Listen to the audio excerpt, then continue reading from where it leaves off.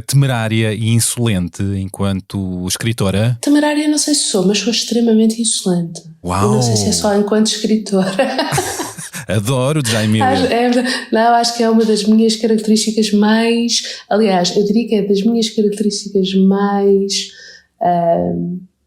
persistentes e ao mesmo tempo mais dissimuladas. Vai até ao ponto de achar que tenho o direito a acordar todos os dias de manhã, beber um café, fumar 3 cigarros e escrever. Hoje, século XXI. E então isso para mim já é uma grande insolência, não? Esta insolência vai também, conduz-me também a desejar para mim, como mulher, não me envergonhar nunca mais de nada, que é uma espécie de coisa muito importante para mim. Não aceitar envergonhar-me de quem sou nunca mais.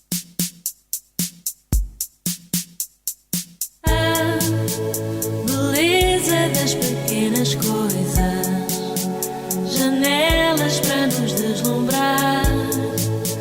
Se o mundo tem pequenas coisas, proeza de quem agarrar. É tão bom saber que a beleza pode ter o seu lugar. Uma conversa com Bernardo Mendonça.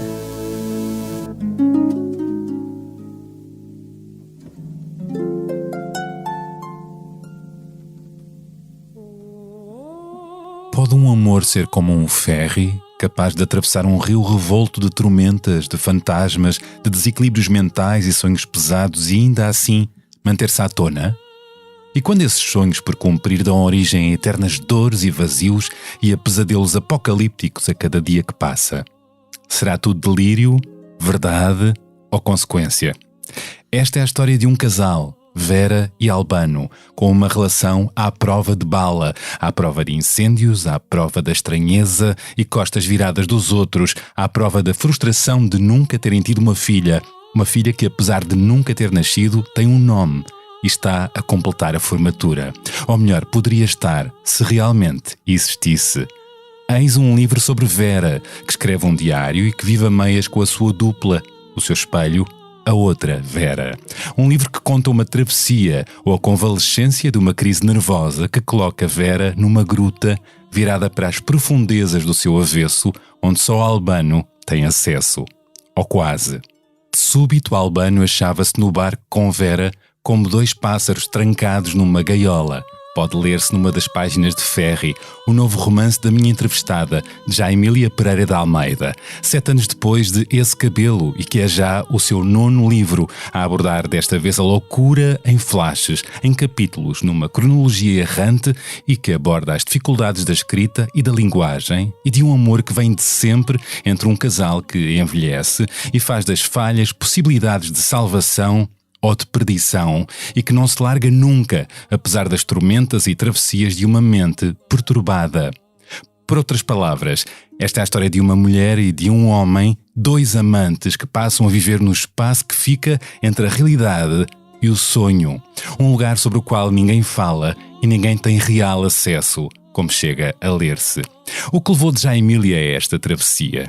Que inquietação perseguiu até embarcar na escrita deste Ferry? Recordo que Djamília Pereira de Almeida se estreou na escrita em 2015 com Esse Cabelo, um romance de autoficção onde conta a autobiografia capilar de Mila e o seu desafio e desalento de ser dona de uma carapinha num país de brancos costumes e fraturas coloniais, onde o alisamento capilar surge como a busca de uma aceitação e lugar de pertença. Autora de outros tantos títulos, Djamília foi largamente premiada com o 2º romance, Luanda Lisboa Paraíso, que lhe valeu o Prémio Literário Fundação Inês de Castro 2018, o Prémio Literário Fundação Essa de Queiroz 2019 e o Prémio Oceanos 2019, que é um dos grandes galardões brasileiros da literatura. Destaque também para a sua obra A Visão das Plantas, de 2020, com que Djamília foi distinguida com o 2º lugar do Prémio Oceanos, firmando-a como uma das autoras mais interessantes da literatura portuguesa, com uma voz literária sólida e muito própria.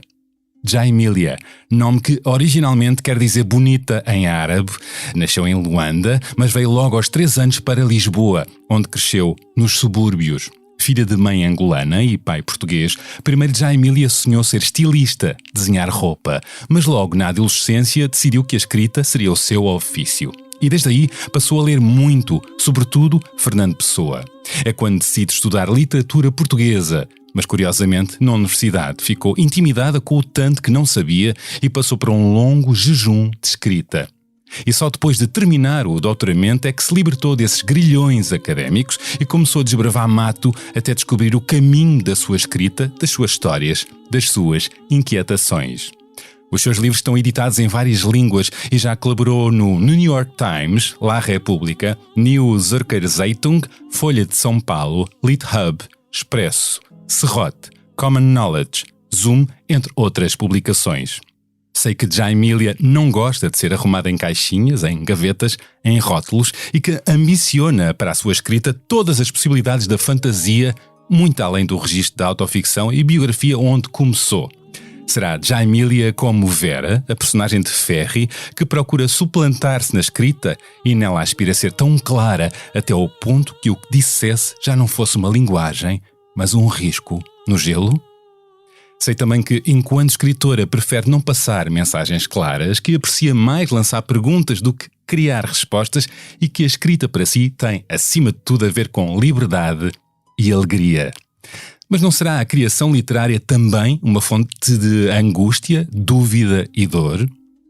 Nestes dias de temporais, de chuva intensa, de cheias, gripes e outras tormentas, esta conversa será feita à distância, mas contamos não meter água e ter-vos por perto.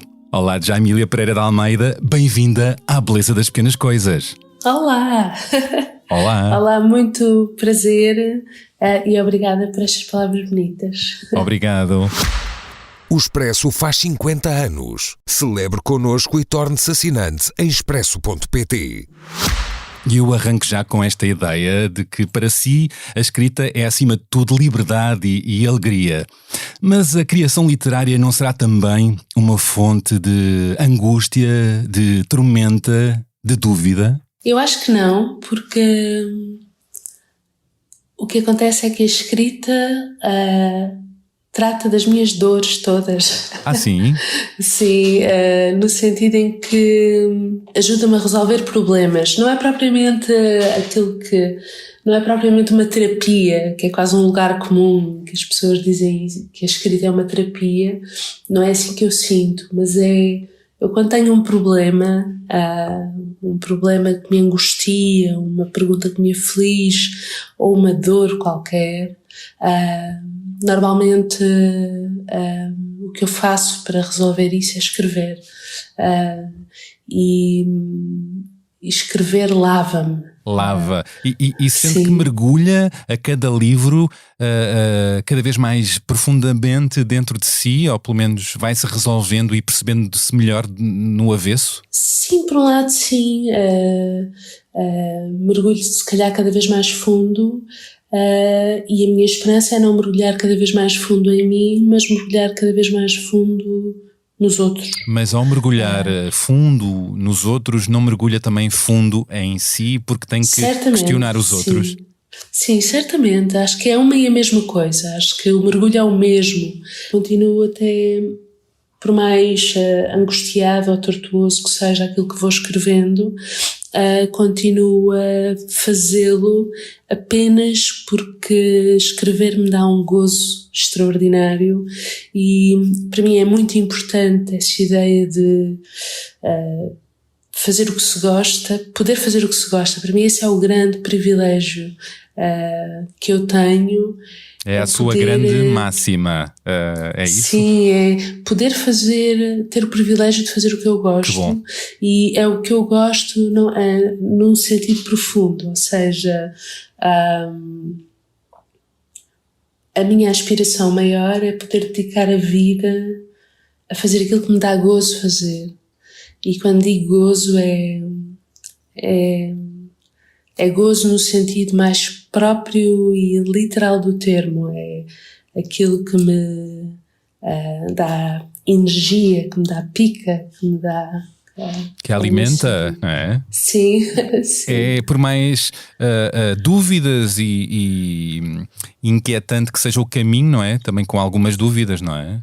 Sim, Mas isso com muitas dúvidas. mas isso há prazer nisso, nessa busca, não é? Exatamente, mas eu também, qualquer caminho que eu tomasse seria sempre com muitas dúvidas, porque eu sou muito dubitativa por natureza. Para mim, não diria que sou problemática, mas sou um bocadinho, sou uma pessoa um bocadinho complicada. E então para mim é tudo um bocadinho complicado. Porque a vida é complicada, não é? A vida é complicada. E a existência é complicada. Exatamente. Daí a importância da literatura, não é? A vida é complicada, certamente complicada, mas pronto, mas escrever ao mergulhar na complicação das coisas ajuda-me a libertar-me também um bocadinho delas. Julgo que já ouvi dizer que vai buscar quase tudo aos seus sonhos. É sim, verdade? Sim, é verdade. Não tudo, mas muitas coisas. Eu sonho, quer dizer,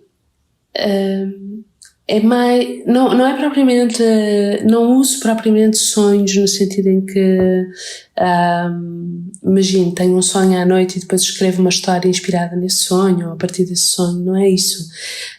Mas há um ambiente nos sonhos, há um ambiente que eu procuro nos livros. Que ambiente é esse? Eu não sei, eu interessa-me escrever histórias em que tudo possa acontecer, tudo possa ser possível. Como nos sonhos, lá está. Como nos sonhos, é isso. Em que o real e a fantasia possam conviver. Sim, depois há uma dinâmica dentro dos sonhos, a maneira como umas coisas dão lugar a outras, a maneira como as coisas se transformam umas nas outras de formas inesperadas, sem que pareça inesperado. Interessa-me essa dinâmica. Depois também eu gosto de histórias assim, quer dizer, nos livros gosto de histórias assim. Eu lembro-me, eu passei a infância a ler contos de fadas e histórias de duendes e bruxas e esse tipo de ambiente em que acontecem coisas mágicas. Na sua vida, entre escritas, habitam essas histórias mágicas? Ou seja, olha o mundo com esse olhar mágico? Não, isso acho que não. Acho que não olho mesmo. Mas sou uma pessoa até hoje muito impressionável com algumas coisas, como era quando era pequenina. Não sei, há coisas que continuam a assustar-me. Por exemplo? O escuro. Por exemplo, tenho medo do escuro, como tinha quando era criança. Sei lá, um corredor muito escuro e muito longo assusta-me. Não sei, filmes de terror assustam-me. Eu sou muito, muito medrosa. E sempre fui muito medrosa desde pequenina. Portanto, há muitas, muitas, muitas coisas em mim infantis. E eu acho que a literatura é uma dessas coisas, honestamente. Acho que a literatura é um desses resíduos da infância, no sentido em que eu não escrevo sobre crianças, nem escrevo histórias para crianças, mas muito do que me impressionava na primeira infância e do modo como a minha cabeça funcionava está mais e mais na maneira como eu conto as minhas histórias e as concebo. Vamos falar disso e vamos falar deste seu novo romance acabado de sair, O Ferry. O que é que ele levou a embarcar nesta história? Qual foi a primeira inquietação para começar a escrever? Não sei, eu queria fazer um livro, aliás, não queria fazer e continuo a querer, acho que é só o primeiro de vários, mas eu queria escrever sobre a relação entre um homem e uma mulher. Interessava-me isso, as dinâmicas. O Ferry é só uma primeira aproximação a esse assunto. Há várias ideias de histórias que têm a ver com a natureza dessa relação. As entre um relações, homem e uma mulher. as relações amorosas. Das relações amorosas, sim. Há vários aspectos das relações amorosas que me interessam. Interessava-me uma história que tivesse a ver com isso. E então foi por isso que escrevi este livro. Pelo menos a minha primeira intenção foi essa. E depois interessava-me escrever uma história em que uma relação dessa natureza fosse posta em causa, ou fosse testada. Até ao limite, quase, não é? Ferri conta a história de Vera e Albano, um amor incondicional, de romance clássico, diria até, em que nada nem ninguém separa, nem mesmo a doença mental, não é? Exatamente, sim, é um amor, sim, eu nem sei o que é que isto quer dizer, mas eu acredito no amor. Uau!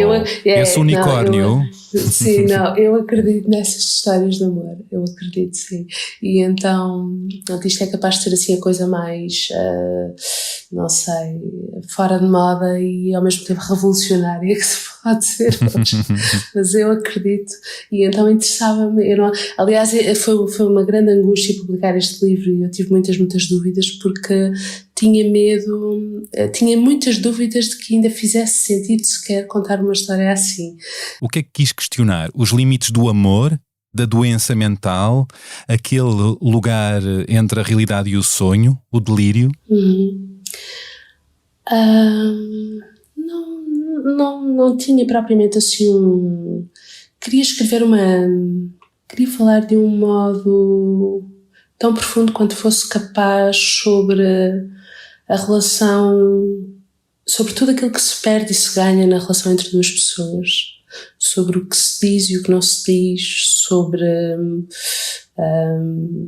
o género de abismo particular que só se conhece numa relação duradoura, mas também o género de redenção que só se encontra numa relação dessa natureza.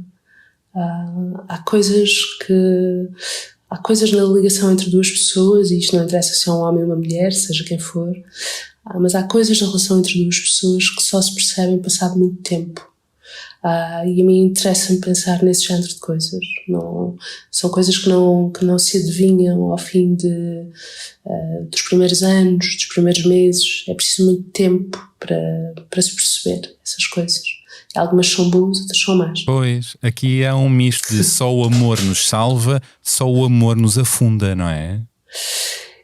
Só o amor nos afunda. Quer dizer, há uma coisa... Se por um lado, neste caso do Ferri, este amor é um amor salvador, redentor, etc., a verdade também é que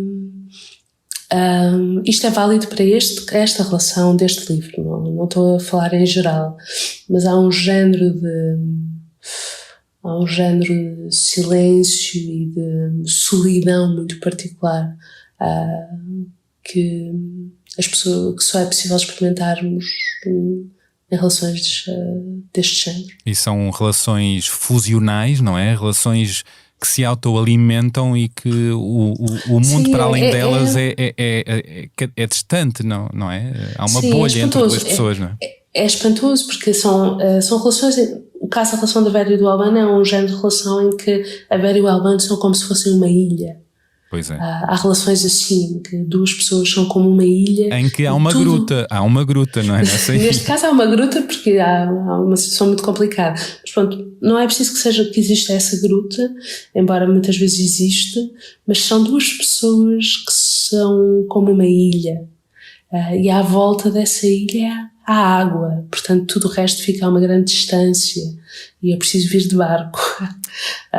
Mas pronto, eu sou otimista a respeito destas coisas, é preciso dizer isso, eu sou bastante otimista. A verdade é que a maioria das pessoas passam a vida à procura de relações assim. Pois, mas às vezes romantizam essa ilha, não é? Longe de tudo e de todos. Essa ilha pode levar a perturbações emocionais, mentais, não é? Porque um amor que afasta do mundo também pode não ser muito equilibrado e saudável, não é? Certamente. certamente. É o que se questiona também aqui, não é? É exato, mas eu não sei se no caso da Vera e do Albano o que corre mal com eles em virtude do amor deles. Eu não sei se é. Eu não sei se é por isso que as coisas não correm bem com eles. E também não sei se as coisas não correm bem com eles.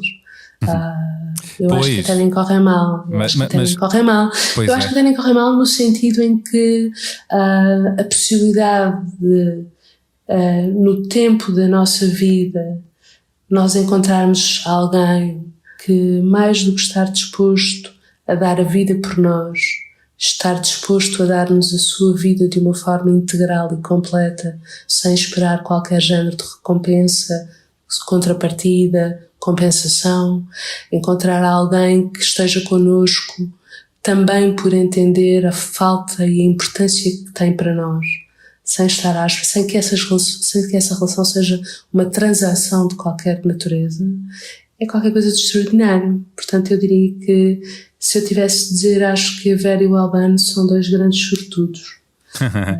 Sim. Posso arriscar esta pergunta? Há algo aqui também da sua relação, esse grande amor? Não. A minha relação não tem nada a ver com Eu isso. sei, mas nas últimas frases que disse, não é?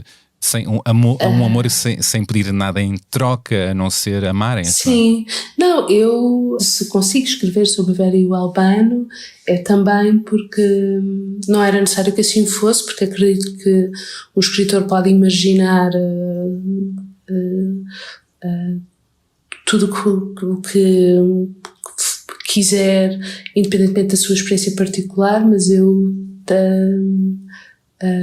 mas também acredito que os escritores falam sobre as coisas que conhecem melhor, e eu tenho a sorte de conhecer uma coisa, não digo parecida, mas uma relação longa e feliz. Um grande amor. Um grande amor, sim. Que bom. Ainda sobre o seu processo de escrita e a literatura, esse outro grande amor, escreve depressa ou leva tempo? Não escrevo nada depressa. Eu não escrevo depressa, levo tempo. O que acontece é que quando eu não estou a sentir-me assim muito bem, quando a minha vida é mais complicada, ou quando eu não estou tão equilibrada, normalmente escrevo mais. Porque é como se eu estivesse é como uma pessoa que está dentro de um buraco a tentar esgravatar para chegar à superfície, e escrever para mim é isso, é esse gesto que me faz tentar vir à superfície quando não estou tão bem. E então os últimos anos também não têm sido nada fáceis para ninguém, acho. Verdade. A pandemia, etc. Para mim foi muito complicado todo esse período, e eu acho que escrevi muito recentemente porque estava a viver um momento difícil, e porque escrever é aquilo que eu faço quando estou num momento difícil. Por exemplo, agora que me sinto melhor, tenho escrito muito menos, e normalmente levo bastante tempo a escrever. E esta experiência da pandemia, esta questão da saúde mental e a ansiedade, e todos nós passarmos de uma maneira ou de outra por isto, ajudou a colocar esta questão tão fortemente neste romance, a saúde mental? Não foi de maneira nenhuma agora fala-se mais de saúde mental, mas não foi por isso de maneira nenhuma que falei na Vera, que pensei na Vera desta forma. Não foi por essa razão, não foi porque agora se fala mais nisso, ou por achar que era um tema sequer atual. Foi apenas por, ao mergulhar na cabeça desta pessoa, me parecer que interessava-me esta mãe, que é uma mãe que não chegou a ser mãe, que é uma mulher que imagina que é mãe de uma filha que não teve, e depois isso foi ganhando contornos cada vez mais complexos na minha cabeça. Um sonho que cresce, não é? Um sonho que cresce do tamanho de uma filha que se vai formando, não é?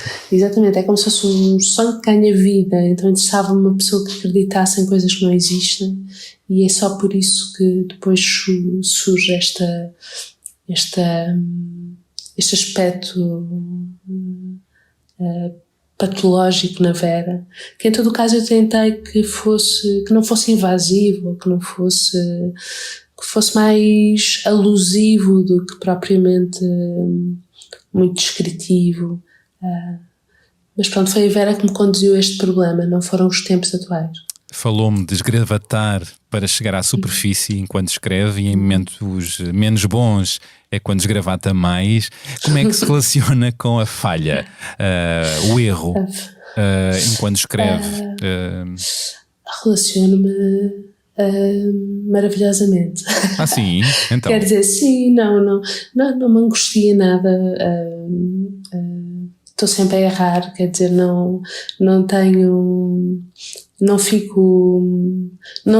estou nada à procura da perfeição. Não é interessante a perfeição na literatura, não é? Não sei, haverá pessoas que acham que sim, ou que estão à procura de qualquer coisa parecida com isso, mas eu não estou. Eu, ao escrever livros, é como se, agora que já tenho alguns livros, já consigo ter já consigo dizer isto que vou dizer.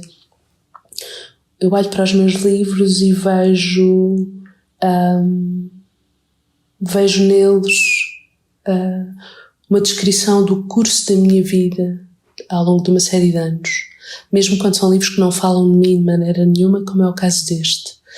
E eu consigo relacionar cada um desses livros com cada momento desse curso, desse caminho.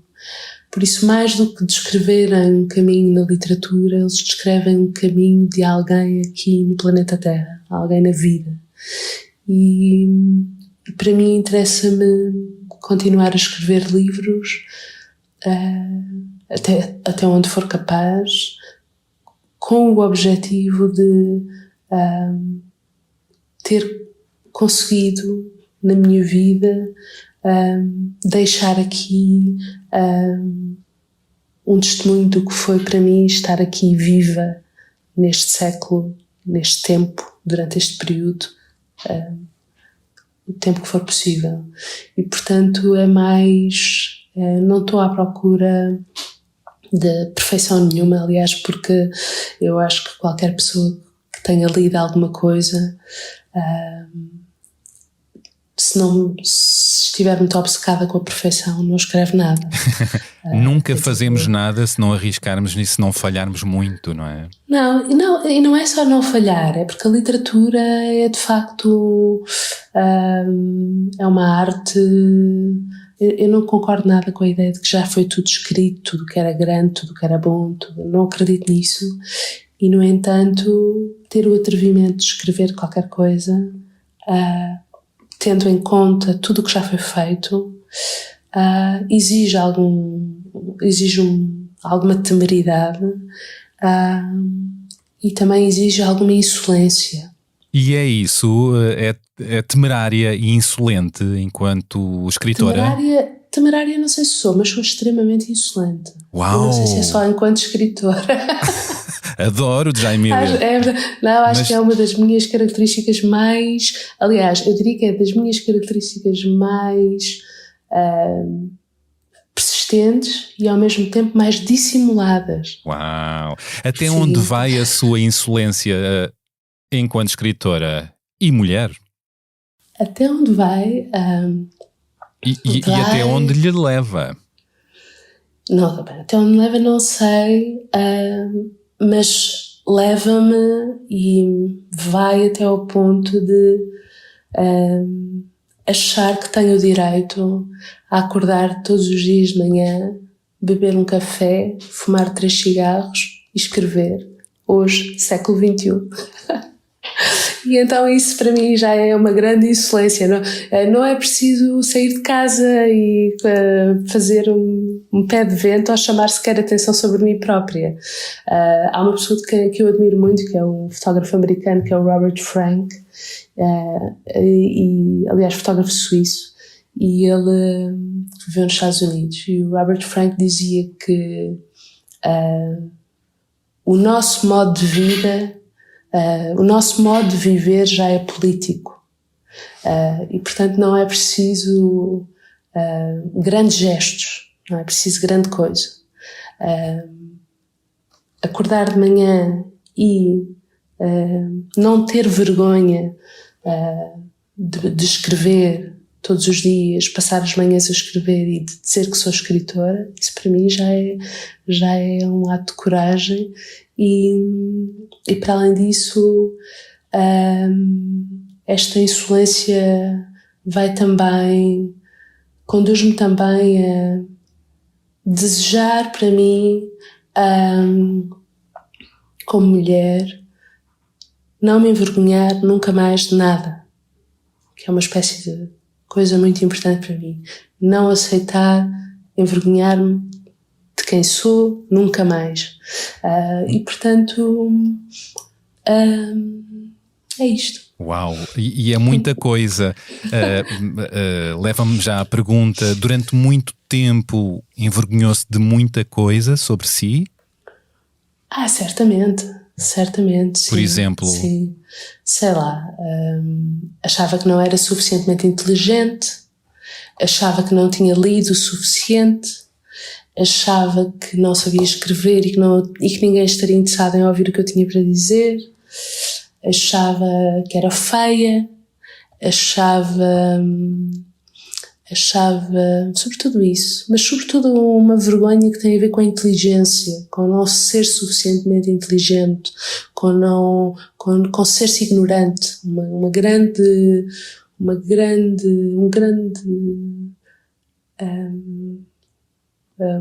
angústia relacionada com a própria ignorância. Eu acho que é importante nós termos a noção de que acabamos de nascer e que existe todo um mundo e uma história do mundo atrás de nós e que existem muitas gerações de pessoas com quem temos tudo a aprender. E no entanto sinto-me muito feliz por ter conseguido ultrapassar uma espécie de aflição em relação à minha condição muito pouco importante, à minha falta de importância. Quer dizer, eu durante muitos anos, eu acho que isso também vinha do facto que eu passei muitos anos a ler obras da tradição, obras filosóficas e literárias de tempos antigos. Que a deixavam um bocadinho esmagada. Sim, quer dizer, há uma sensação que eu não sei se é muito comum, mas pessoas que tenham estudado como eu estudei ou convivido com o género de sítio, de lugar que eu convivi, se calhar sabem o que é essa sensação, por exemplo, de entrar numa biblioteca gigante e sentir que uma vida só não chega, não é? Não, sentir que não se é nada. Não é sentir que uma vida, sentir que não se é nada. E eu acho que essa sensação pode ser interessante, pode ser boa, mas ao mesmo tempo eu abomino os anos que passei a ter tido essa sensação. Libertou-se sim, dessas bibliotecas. Não me libertei das bibliotecas. Não me libertei das bibliotecas. Acho que as bibliotecas não tinham nada de mal. Libertei-me foi de uma espécie de complexo de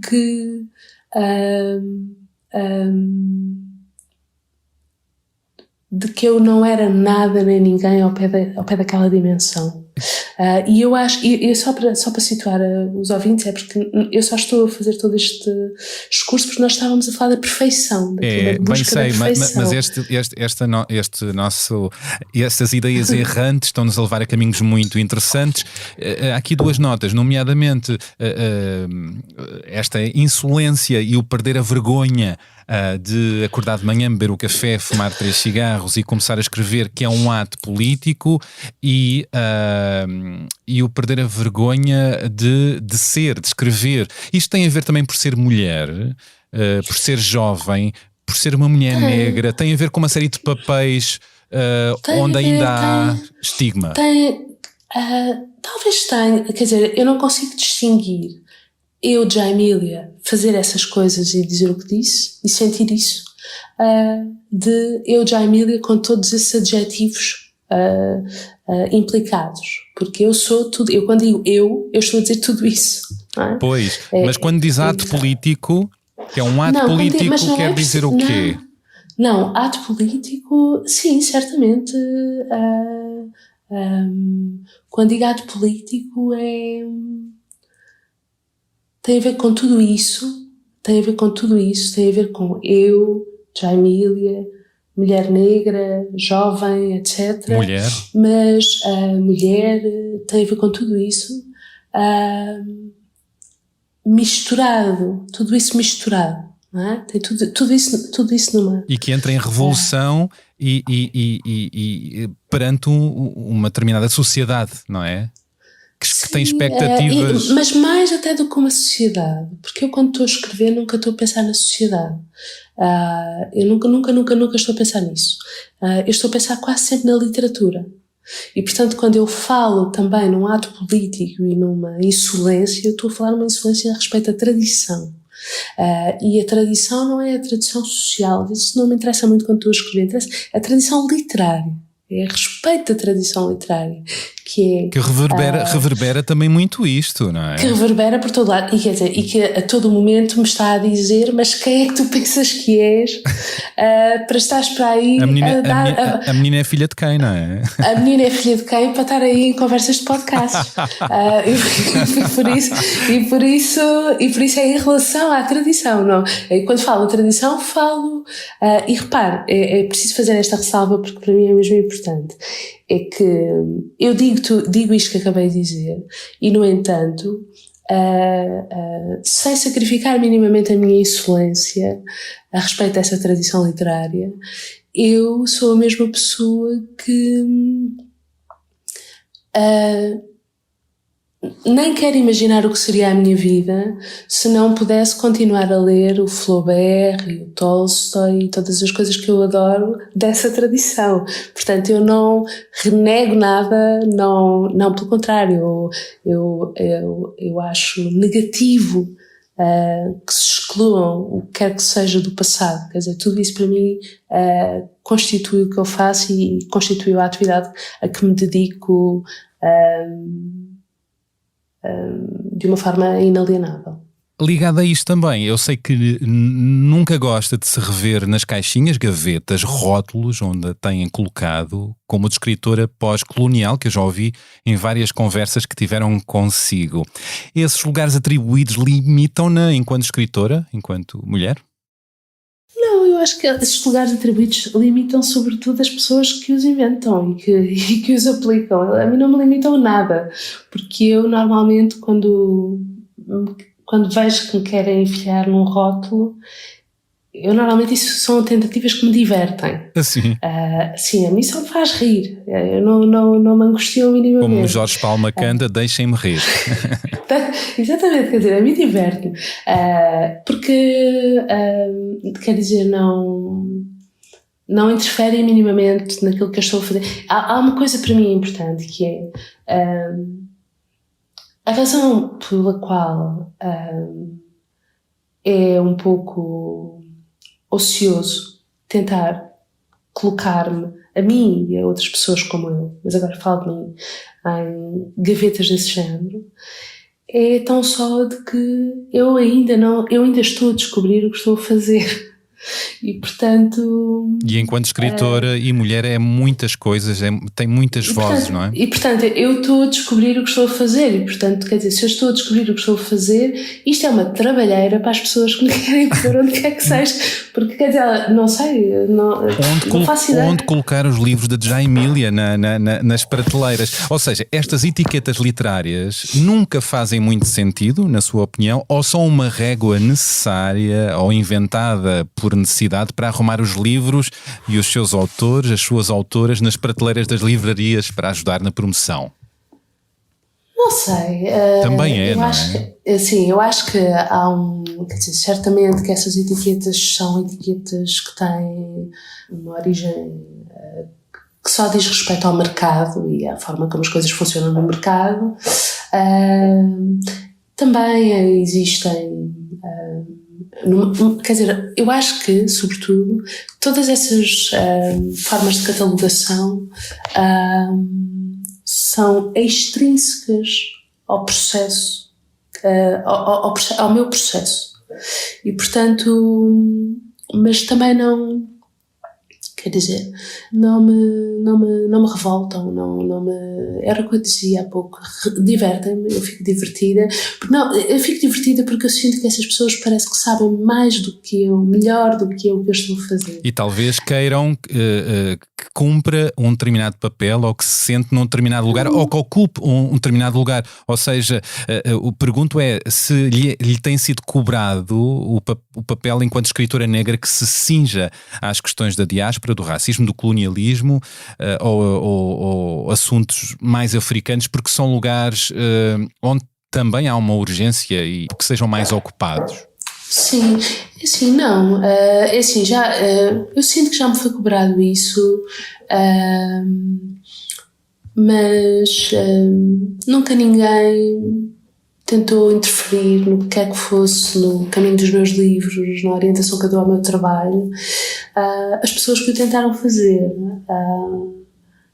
rapidamente fugi delas. Mas pronto, eu reconheço que existe essa tentativa às vezes, mas não, quer dizer, acho que seria absurdo estar a dizer que sinto esse género de pressão quando acabo de publicar um livro como o Ferry. Como o Ferry, sim. É verdade. Recordando, olhando pelo retrovisor, começou com Esse Cabelo. No primeiro, Esse Cabelo era uma autoficção, partia de uma inquietação sua. Toda a gente disse que era uma autoficção. Não era propriamente uma autoficção, não, era um livro muito inventado, mas era um Tinham livro... partes suas, não é? De inquietações. Tinha aspectos relacionados com a minha vida, mas lá está. Mesmo esses livros, quer dizer, para mim há uma continuidade de sentido entre Esse Cabelo até chegar ao Ferry. E essa continuidade não é só dada pela minha vida, mas há uma continuidade de interesses, de obsessões, de fixações, etc. Diria se pudesse sintetizar que uma ou duas opções que estão em contínuo, quais são na sua escrita? Certamente todos esses livros são livros de uma pessoa que antes de começar não traçou nenhum plano e não decidiu o que ia fazer e que vai percebendo o que está a fazer enquanto faz. Isso certamente. E de facto, há pouco estávamos a falar daqueles rótulos do pós-colonial, colonial. A verdade é que também o Esse Cabelo só é um livro que cabe nesses rótulos, sob um certo ponto de vista, que aliás é um ponto de vista que, a meu ver, não dá conta do que é mais interessante no livro. Eu diria que Esse Cabelo é um livro de uma jovem mulher a tentar encontrar-se no mundo e, portanto, isso para mim é essencial. O mal é que existem elementos que, quando são conjugados, as pessoas ficam muito... Há elementos que às vezes obnubilam tudo o resto e as pessoas só olham. Porque tocam em feridas abertas, em questões, em inquietações raciais que sentidas na pele até de muitos leitores que leram essa sua obra e é por isso. E muitos que não. E muitos que não, mas estou a falar daqueles que puxaram para si a sua voz. Nem são esses que puxam mais. Nem são. O mal é esse. Ok. Não é. Vamos puxar a nossa conversa para o Ferry ainda. Gostava que lesse um excerto da sua obra. Vamos a isto. Todas as noites no escuro antes de adormecer, enquanto os comprimidos fazem efeito, sucede em mim um fenómeno estranho. Sonhos de outras noites reaparecem-me na mente em slides sucessivos.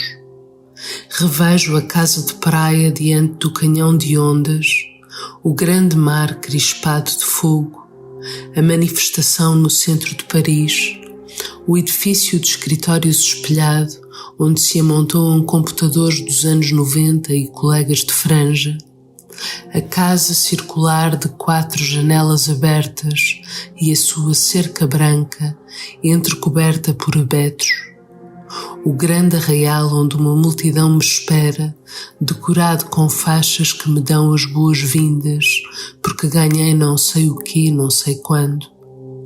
A sala de tribunal onde o júri aguarda que eu me explique, sentado em carteiras de escola.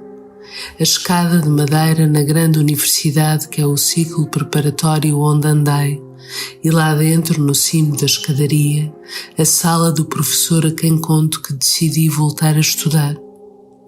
O contorno dos lábios do homem de bigode farfalhudo que me quer matar.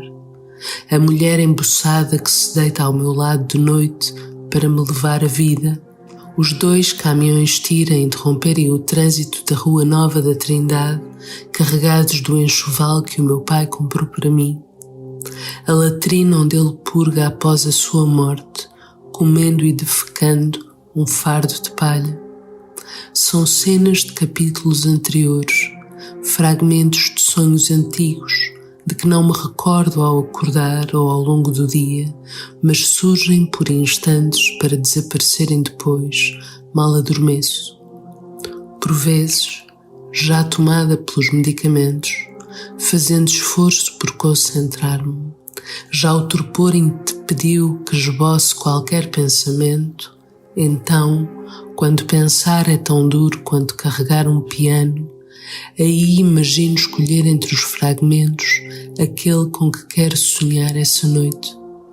Quase peço, é quase uma súplica, leva-me para dentro da casa da cerca. Tenho a sensação nesse momento de que mal me imagino pedir, logo chega a morte, tal a onda de calor causada pela medicação, as pernas mais dormentes se tento pensar, a boca encurtiçada, o pescoço e os braços feitos pedra, ainda assim suplico. Penso um pensamento sem o pensar, coisa que os medicamentos me ensinaram, a pensar sem palavras, a exprimir um desejo sem o nomear, sem o tornar sequer ideia. De nada vale o esforço, porque os sonhos se esfumam e o desejo jamais se cumpre.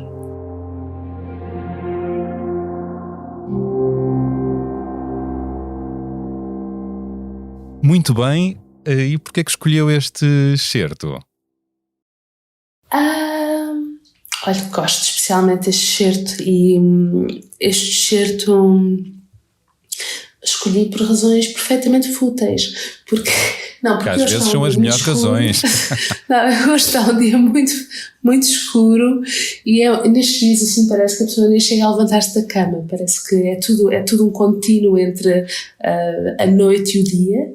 E então este excerto em que alguém está a adormecer, eu achei que ia bem com estes dias outonais, assim, invernais que temos estado a viver. Muito bem. Mas, portanto, isto é um excerto do diário da Vera, da personagem, que está a pensar sobre a forma como sonha.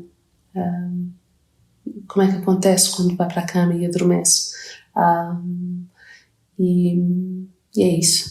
Não escolhi, é uma parte do livro que eu gosto especialmente. Eu gostei muito do livro e aconselho que o leiam. Ser escritor ou escritora é, acima de tudo, saber calçar os sapatos dos outros, das suas personagens? Diria isso. O que eu noto é que há algumas características que eu tenho como pessoa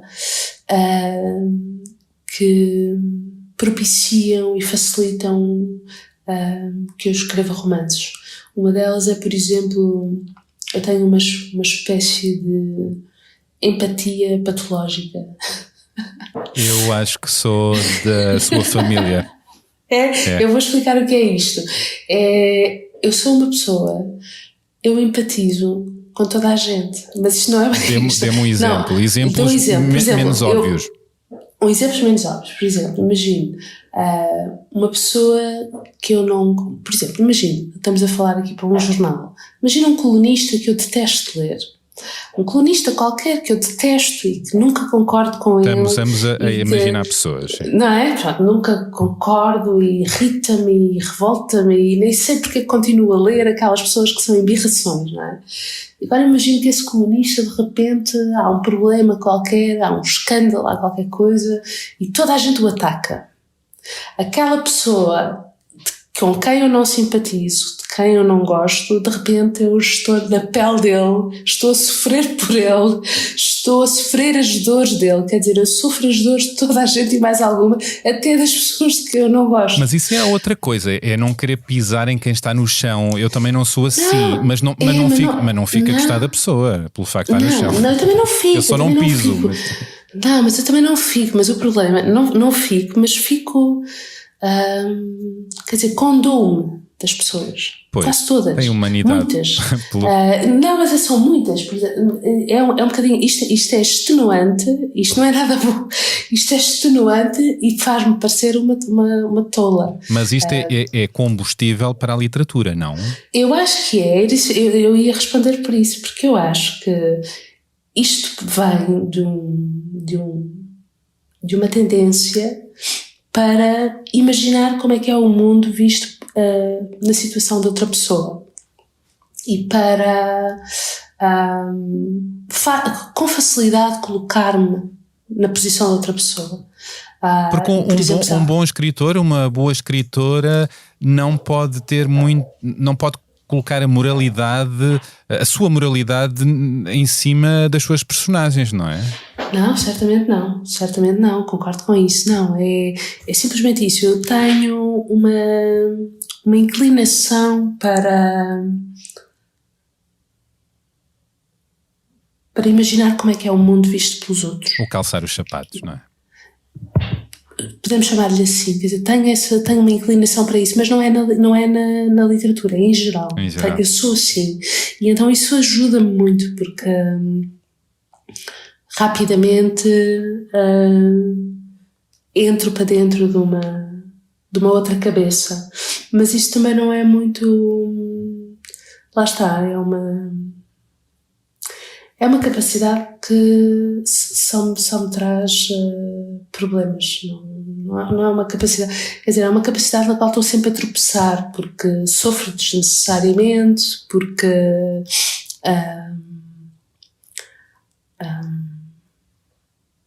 sobretudo por isso, porque sofro demais, sofro por mim e sofro pelos outros, sofre pelas suas personagens? Sofro muito, sim. Leva-as consigo? Quer dizer... Elas andam na sua cabeça mesmo quando acabam os livros? Andam. Quer dizer, sofro ao ponto de ser muito difícil para mim fazer o luto delas. Leva muito tempo? Ou seja, quando os livros acabam, normalmente fico doente, fico transtornada mesmo. Fazendo o luto das suas personagens. Quer dizer, quando deixo de... Eu acho que isto não é tanto só porque tem a ver com deixar de conviver com aquelas pessoas, que é um bocadinho como deixar de conviver com alguém de quem gostamos de deixar. E isso causa-me... Normalmente é muito difícil para mim. Quer dizer, toda esta fase a seguir aos livros estarem escritos é muito difícil normalmente. Então quer dizer que foi um pouco abaixo agora no final do Ferry? Assim vou sempre, sim. Mas o Ferry foi especialmente... O Ferry foi um livro muito complicado. Muito, muito, muito, muito complicado. O que tem sido muito bom tem sido a crítica, que a tem tratado muito bem, tem recebido vários prémios de gabarito até, como é o caso do Prémio Oceanos, na verdade de todos eles. Qual é a importância que dá a crítica aos prémios? Está a coçar a cabeça? É assim, não sei, tenho uma grande e enorme alegria por ter recebido estes prémios, evidentemente, mas não dou... À crítica certamente não dou importância nenhuma, não dou muito pouca importância. Isso é não levar muito a sério a crítica ou não se levar muito a sério? Não. Eu, quer dizer, eu respeito as pessoas e respeito os juízos das pessoas e tudo, mas escrever é a minha vida. Não... Quer dizer, prémios ou o que quer que seja, ou... Isso é, prémios ou seja que género de outra coisa, isso é tudo secundário.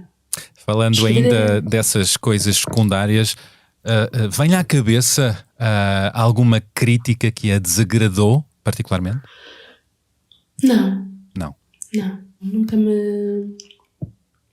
Não, acho que tenho tido essa sorte.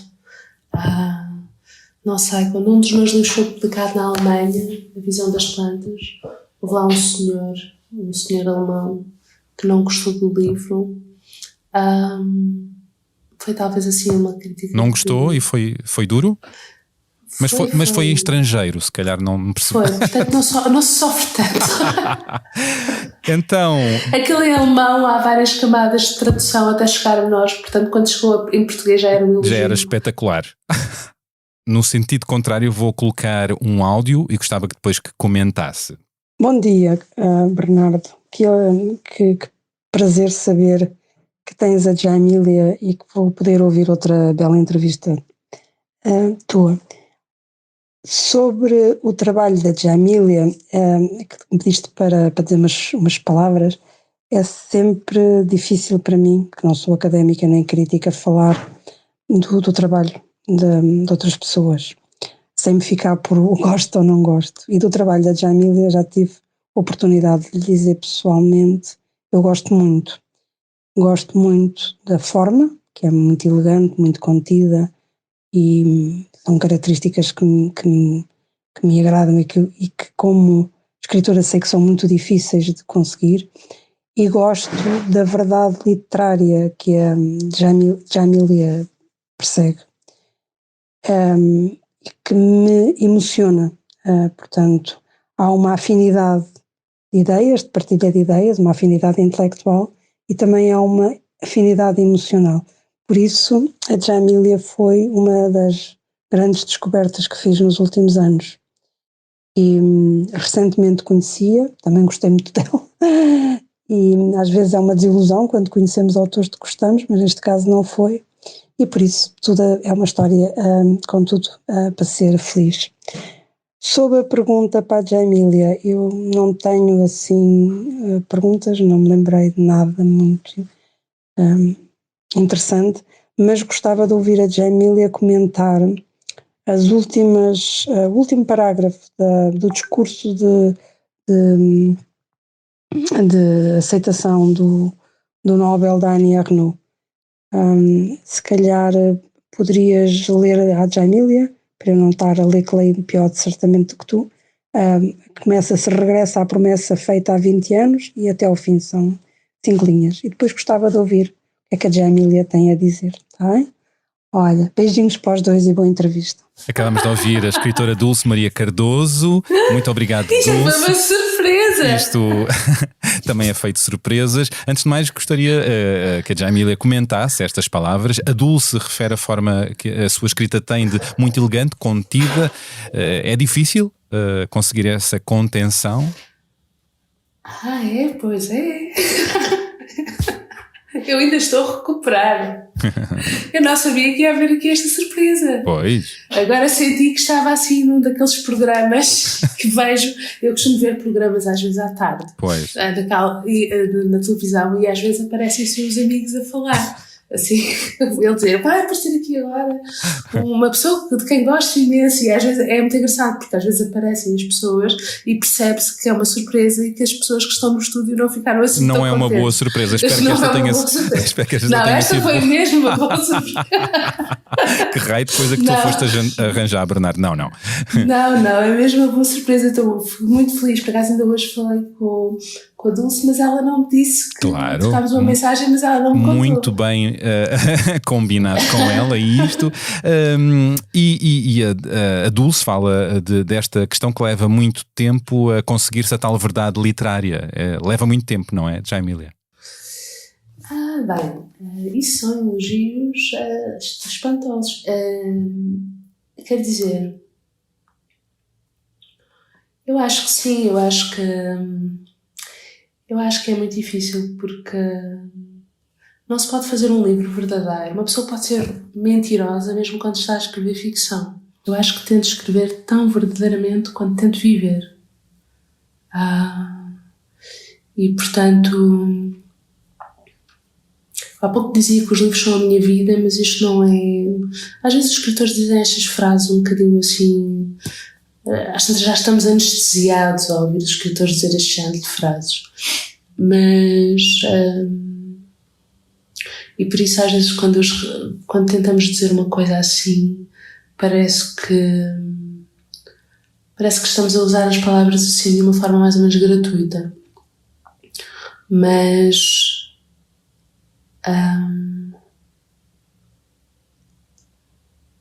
para mim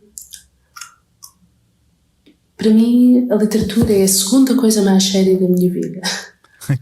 Qual é a mais séria então de todas? A mais séria é o amor. O tal grande amor. É a segunda coisa mais séria da minha vida. Portanto, é isso, é escrever de uma forma tão verdadeira como se vive. Passando então agora ao desafio da Dulce, recordo que a 6 de outubro de 2022 a escritora francesa Annie Ernaux ganhou o Prémio Nobel da Literatura e que um mês depois pronunciou o seu discurso de aceitação do prémio em Estocolmo. Vou lê-lo e pedir que o comente. Se regresso à promessa feita há 20 anos de vingar a minha raça, não sei dizer se a realizei.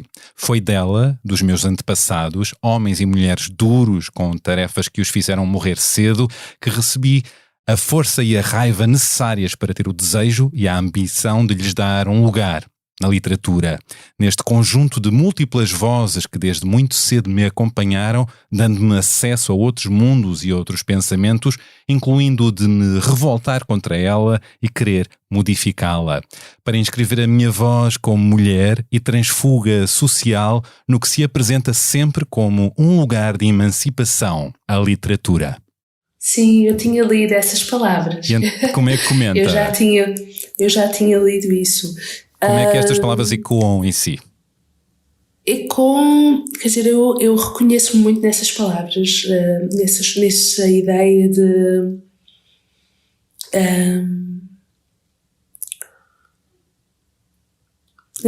por um lado eu reconheço-me nessa ideia de escrever para vingar a minha gente, que é a ideia desse discurso da Annie Ernaux.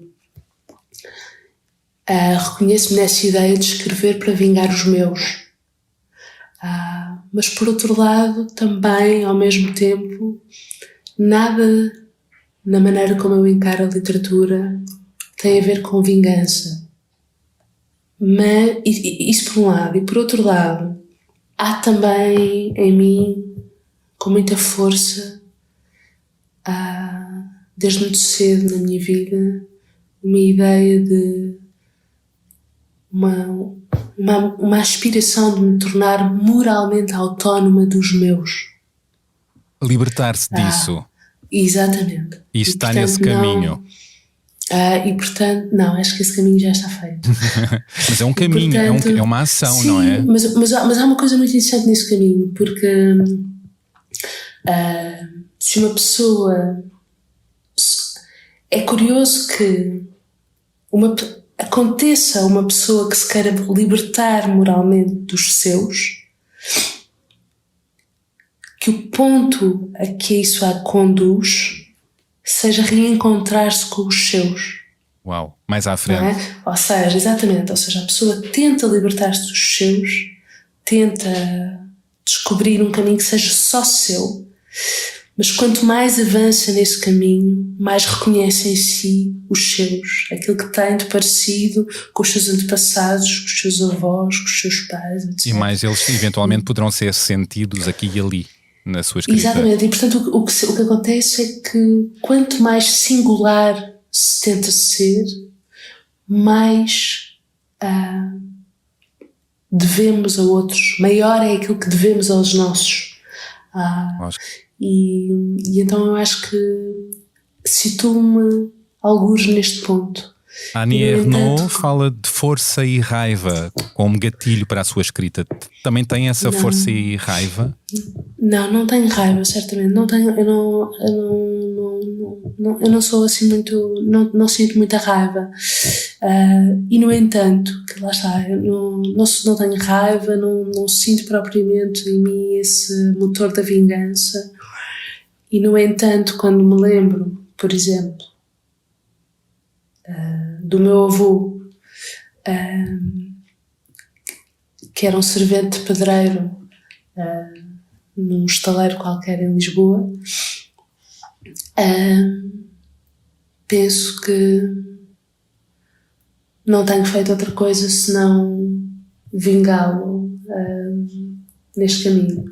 E portanto, às vezes a vingança, uma pessoa não precisa de estar a querer vingar-se para vingar. É aquilo que eu disse há pouco no início, de sentir que tenho o direito a acordar de manhã e escrever, pode ser uma forma de vingar a minha gente nesse sentido. Essa forma de vingar ainda ligo a outra coisa que a Annie Ernaux fala. Diz qualquer coisa como: escrevendo num país democrático, continuo a interrogar-me contudo acerca do lugar ocupado pelas mulheres no campo literário. A sua legitimidade para produzir obras ainda não é um dado adquirido. Há no mundo, até nas esferas intelectuais ocidentais, homens para os quais os livros escritos pelas mulheres simplesmente não existem, não os citam nunca. Isso é verdade. A literatura ainda é muito ocupada pelos homens e por um certo olhar machista. Eu acho que sim. Acho que isso é inegável. E os tempos são de transformação? Mas são, só que isso é inegável, mas as mulheres são fortes. As mulheres, quer dizer, as mulheres, eu acho que há sinais muito positivos de mudança, de muita esperança. E cada vez mais lugares ocupados, não é? Por mulheres, sim, por dizer, boas basta vozes. dizer que não, nós estamos aqui, nunca perder a noção do que estamos a fazer nesta conversa. Nós estamos aqui numa entrevista, neste jornal e não é noutro, a falar com uma escritora negra de quem muito poucas pessoas ouviram falar. Espero que cada vez mais pessoas ouçam, leiam. Mas certamente poucas ouviram sobre uns livros que ela tem escrito. Ora, isto é assim uma coisa bastante nova entre nós. Este tipo de oportunidade, este tipo de abertura. Portanto, eu acho que só o facto de estarmos a ter esta conversa já é um sinal de que as coisas caminham num sentido mais interessante.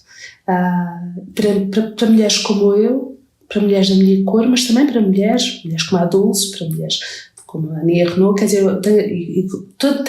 tantas que escrevemos, não é? Eu tenho a certeza que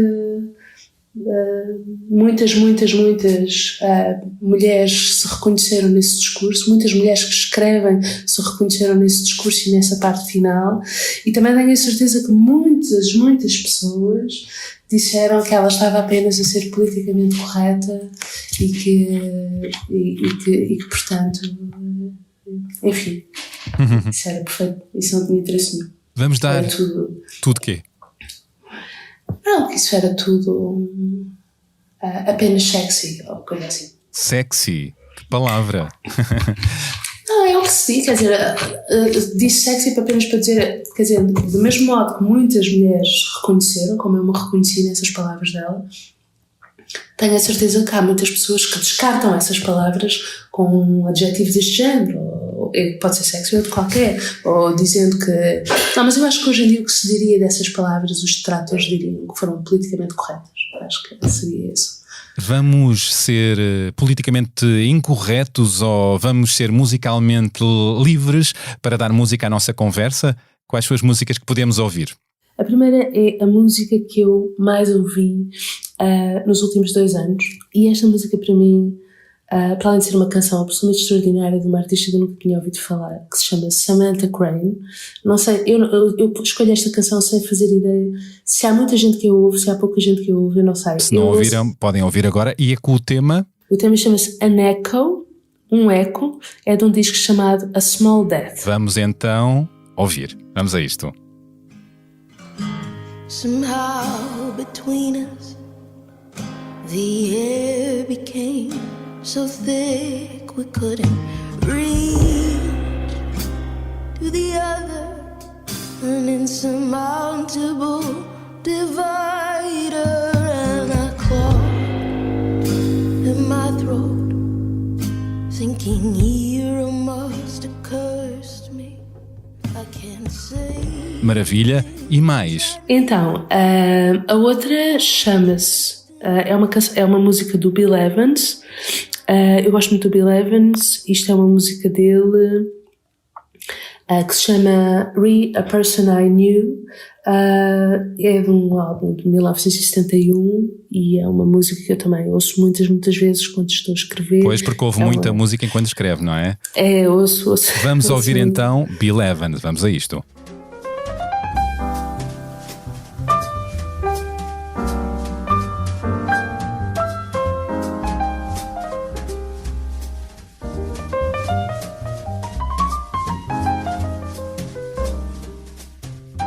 Muito bem, e terceira música?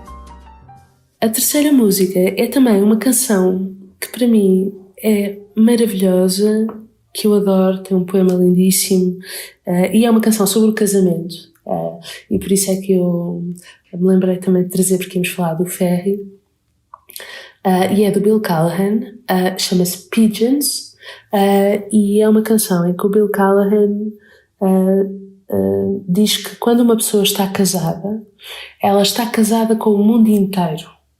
E é dessa opinião? É dessa opinião? Eu não sei se sou dessa opinião, porque eu ainda não percebi o que é que esse verso quer dizer. Eu ando há muito tempo a ouvir esta canção a tentar perceber o que é que isso quer dizer. Eu ainda não sei o que é que isso quer dizer, mas adoro a ideia e a canção é maravilhosa. Então vamos ouvir Bill Callahan. Vamos a isto. I picked up the newlyweds and asked them where they wanted to go. They said we don't care, we don't know, anywhere, just go. Maravilha, boas músicas. Já agora, acompanha as notícias do dia a dia? Acompanho muito. E há alguma notícia recente que lhe tomou a atenção, que a inquietou? Tantas. Por exemplo? Dizer, sei lá, talvez esta da fusão nuclear, esta notícia da fusão nuclear agora. Como possibilidade de outra fonte de energia, não é? Sim, essa notícia é qualquer coisa de incrível. É verdade. A ciência sempre é um passo à frente e a questão da energia, que é uma questão presente até com a inflação, sim, andamos todos a procura. Quer dizer, mas isto tem sido, essa notícia foi assim uma espécie de coisa que apareceu no meio de 1000 imagens de cheias tremendas e isso tem sido assim a notícia na minha cabeça, porque as cheias na capital a afundarem a Lisboa é perturbador, sim, não é? Muito perturbador. Distópico, não é? Pessoas que perdem pessoas que perdem tudo nesta altura, e depois é sempre muito triste porque as pessoas que perdem tudo são sempre pessoas que já tinham muito pouco. São sempre, ainda ontem estava a pensar que as pessoas com aquelas casas que estão à beira da estrada, que estão ao nível do chão, essas são sempre as casas mais baratas. Quem vive ao nível do chão, eu estava a pensar que as pessoas estão na base da pirâmide, na base dos edifícios, na base de tudo, na base da sociedade. São essas as casas que são, é uma coisa horrível. Quais são os seus fantasmas hoje? Essa é uma pergunta muito íntima. Algum que possa partilhar ou perto disso? Fantasmas. Não sei, para mim, hoje em dia, a minha maior e mais profunda preocupação é ter saúde. É a saúde. Não me faltar saúde. E não faltar saúde às pessoas que eu amo. Percebo. Isso já é um excelente princípio. Acho que é mesmo a coisa mais importante de todas. E é porque acho que depois disso o resto é ganho, como se costuma dizer. Sim. A vida tem sido boa para si? A vida tem sido muito boa para mim. Tem sido... Surpreendente? É surpreendente. Não, a vida não... Acho que tenho muita sorte. Acho que sim. Como sabe, este podcast chama-se A Beleza das Pequenas Coisas. A que pequenas coisas do dia-a-dia atribui interesse, beleza e tem gosto em dedicar tempo e atenção? Ai, tantas. Por exemplo, para além da escrita, claro. Não, eu sou uma pessoa de pequenas coisas. Isso, Sim. Quer dizer, para mim, as pequenas, sim. Está no programa certo. Eu sou uma pessoa das pequenas coisas. Coisas como, não sei, fazer uma sopa muito boa. Ou, normalmente são coisas domésticas. Ou sentir que a pessoa com quem vivo está feliz.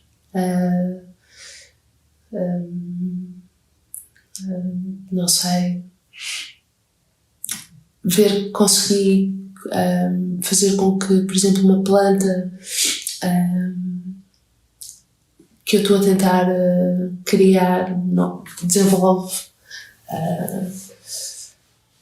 ler um texto muito bonito de uma pessoa, de alguém que nem sei como é que nunca tinha lido, que me aparece de repente e que eu não me lembrava que não tinha lido e nunca tinha encontrado. Vamos já agora aproveitar assim.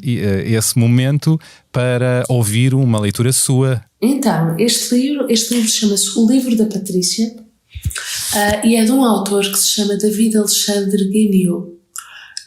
E o David Alexandre Guignou é um fotógrafo, editor. Aliás, ele é editor e mais do que fotógrafo.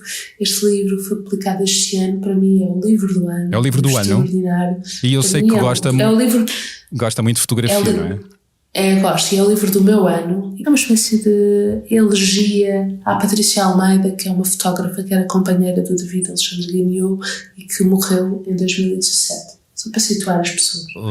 Lamento essa perda. Pelo menos valeu também pela sua memória este livro. Vamos ouvir este seu certo. Quando morres, um representante comercial pede para ver o teu corpo. Acompanhamo-lo ao quarto. Ele agarra na tua mão, toma o pulso, confirma, pergunta a hora da morte. Respondemos aproximadamente 11h30. Ele abre a janela e pede-nos para sair. Regressa pouco depois à sala de jantar. Abre a mala de couro preto sobre a mesa, retira uns formulários, 2 ou 3 dossiês, prime o botão cromado de caneta, a ponta sai e faz um clique ao retrair-se. Fala em voz baixa, articulada, lenta, cria empatia. O seu papel é fazer perguntas para vender melhor os seus serviços. É um consultor de comunicação. Estabelece a comunicação entre o mundo dos mortos e o mundo dos vivos. Que madeira para o caixão, que revestimento interior, que inscrição, que flores. O representante comercial folheia com destreza os seus catálogos, salta de um separador para o outro, exibe as gamas, propõe soluções. Percebemos que já fez estas perguntas e estes gestos centenas de vezes. A mala de couro preto aberta sobre a mesa, a voz sabiamente pausada, nem solene, nem impositiva. Para nós, é a primeira vez. Alguma vez terá estado no nosso lugar, terá sido visitado por um colega, terá enterrado a sua esposa. Ele prossegue. Qual a nota de falecimento? Que roupas para vestir o corpo? Qual o trajeto do carro fúnebre? Onde será o velório? Que tipo de urna? Sentimos-nos responsáveis pela tua memória e pela sua percepção imediata, a tua última imagem. Cada escolha é simbólica. Com que derradeiro toque queremos finalizar o retrato de uma vida? Obrigado. Portanto, de todos os livros deste ano, esta é a sua sugestão. Este foi o livro que eu mais gostei. Sim, é um livro Isto não... Há livros que não são bem livros. São outras coisas. Isto não é bem um livro. É o quê? Isto é uma pessoa... A Patrícia Almeida tinha um projeto, antes de morrer ela era fotógrafa, tinha um projeto de investigação, de fazer uma história pessoal da fotografia, e o David agarra nesse projeto que ela tinha e desenvolve-o, ao mesmo tempo que descreve o que foi feito dele depois da morte dela. É muito mais do que um livro. Deu-lhe continuidade de alguma maneira, não é? Deu-lhe este fogo, esta mas vida. De uma maneira tão absolutamente intransigente e apaixonada que é uma maravilha. Então vamos desafiar as pessoas que o conheçam. Sim, e é também, eu já agora digo a editora, chama-se Ghost Editions, é uma editora pequena de muita qualidade de fotolivros e livros. É googlarem. Na googlar. Obrigado por esta conversa, Jaimília. Gostei muito à distância. Ainda bem que queria mais. À distância, mas acho que nos aproximámos aqui bastante. Tudo bem. Para mim foi um prazer, foi um grande gosto. Para mim também, mesmo. Agora, a próxima, Jaimília, que seja presencial.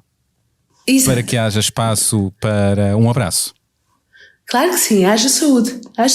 Haja saúde e oportunidade, não é? Para nos encontrarmos. Claro que sim, eu adorava. Eu também. Eu adorava. Muito obrigada por este convite. Vamos combinar isso e desafio quem nos está a ouvir a lerem este novo romance da Jaimília Pereira de Almeida, O Ferry, que está aí, editado pela Relógio d'Água. Pela Relógio d'Água. É isso. Pode ser uma boa prenda de Natal, não é? Pode. Obrigado, Jaimília. E terminou assim este episódio com a escritora Jaimília Pereira de Almeida. Espero que tenham gostado.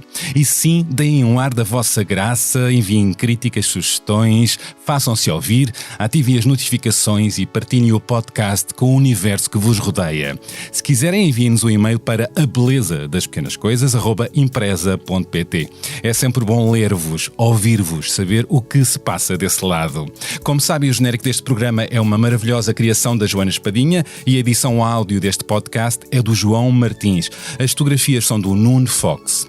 Aproveito também para dizer que este podcast vai de férias. Pois é, durante uma breve pausa serão então republicados alguns episódios especiais que eu gostaria muito que ouvissem ou que regressassem a eles. Prometo que vai valer a pena. Até lá desejo boas festas e um estupendo ano 2023. Um brinde à amizade, ao amor e à beleza das pequenas coisas, claro. E não me canso de dizer, pratiquem a empatia e boas conversas. E até para o ano.